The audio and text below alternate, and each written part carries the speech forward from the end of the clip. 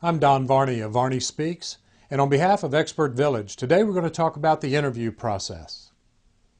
All right, let's take a moment and talk about some of the types of questions that you could be asked during the interview process. And sometimes the questions are misleading because we're taking them personally when they're really talking professionally. A good example would be if they were to say to you, "Tell me about yourself."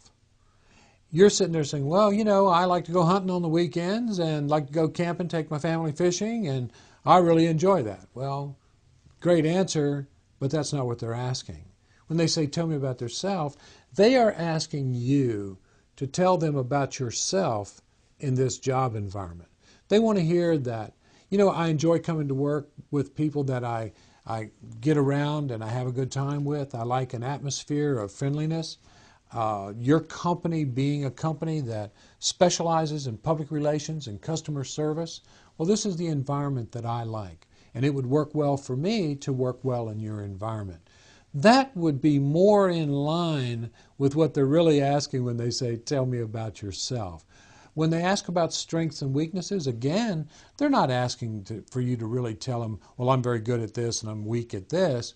But in essence, they may be asking you about how that would apply to the workforce, to the workplace, where you are actually going to go to work.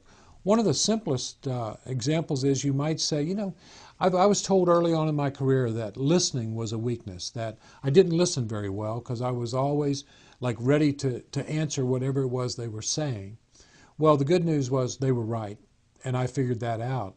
So what I've done now is I've taken a weakness of not listening very well.